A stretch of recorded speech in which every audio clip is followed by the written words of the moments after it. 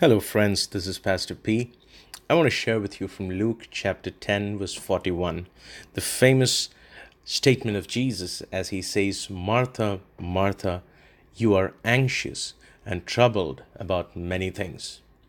Now, these two things that Jesus says, that she is anxious and that she's troubled, is very interesting because when he says that she is anxious, it is used in the active voice.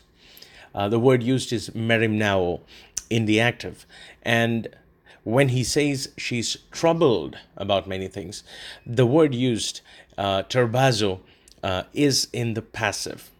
So care is used in the active voice. Now, basically, in the Greek, care has two words. 2 Corinthians 8, verse 16, for example, talks about the word spude, which means earnest care, focused and on point. But merimnao, on the other hand, that Jesus uses about Martha being worried and caring about things, is merimnao is disruptive. It makes you focus on multiple things at once, and in the process prevents you from doing properly what is at hand because you're worried about one thing while you're doing something else. Now, it can happen across tenses.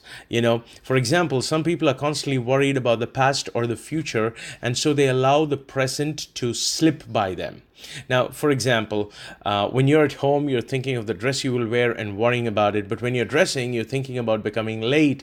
And now that you're late and you're driving hastily, you're worrying about whether you forgot to lock the house. This kind of care is something that's called merimnao, that turns you useless because you're constantly focusing on something while you're doing something else. It diffuses your ability, constantly dwelling on problems that need to be solved without being able to solve any of that. However, the next word Jesus uses is, the word terbazo is in the passive voice. So care is in the active voice and terbazo is in the passive voice. So say she was actively allowing that kind of worry to dominate her life. Like, she was worrying, and the end result is she didn't have to do anything for the storm to kick up in her soul, because terbazo is passive, which means she didn't have to do anything specific to become troubled. It's like saying it's like someone who stepped over the edge of a cliff and then trying to reverse the fall. Once you step over the cliff, you don't have to do anything to fall. You will fall. Gravity will do the job for you. That's the same thing that happens if you will let worry be entertained. Like, if you actively begin worrying about things, what can happen is being troubled comes upon you naturally. So the only thing, and then, the next verse 42, he's saying only one thing is needed.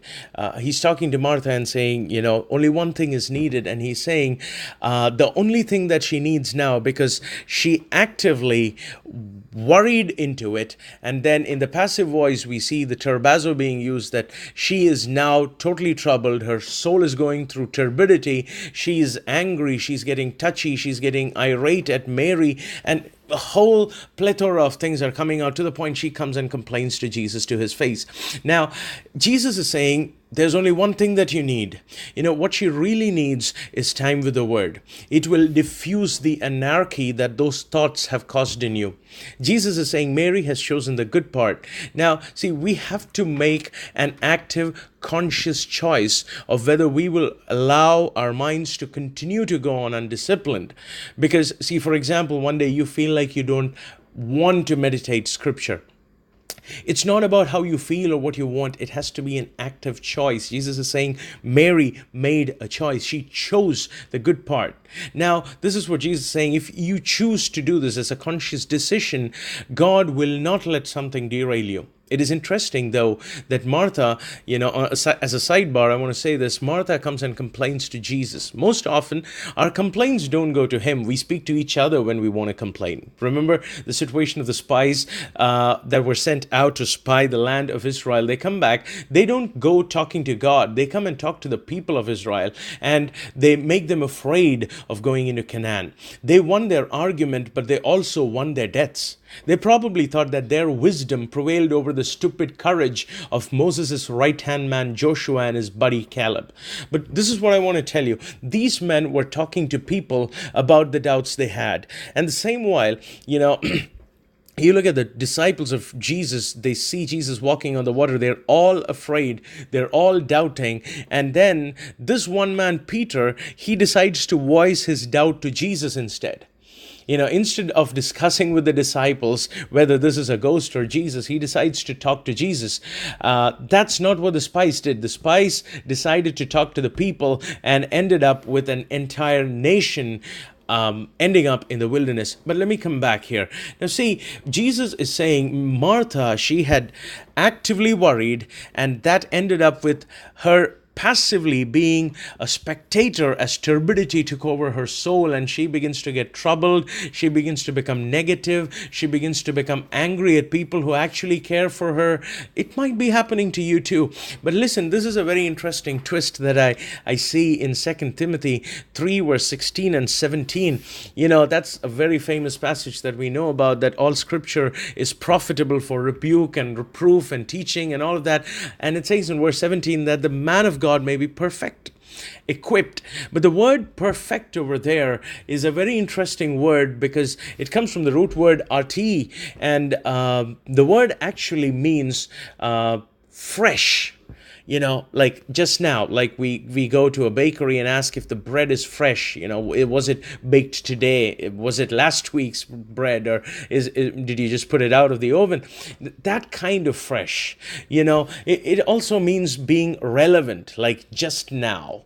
A lot of times, many good men and servants of God lose out on their relevance and their freshness because they are not hearing from God. They may be preparing sermons. They might be doing a lot of stuff. Like Martha, they're slogging it out. They're tiring themselves out. They're doing all the good stuff. But you know what that will make you? That'll make you bitter towards the very people you love, like Mary, and make you troubled. And you will find yourself constantly disturbed, forgetful, absent-minded, and ineffective. And on top of that, the devil may tell you that you are now becoming incapable and that you are irrelevant to the people who matter. And that will sink. I'm telling you, that thought will sink faster than a milestone into your heart that is already in this troubled state and that you are, and it begins to become a vicious cycle.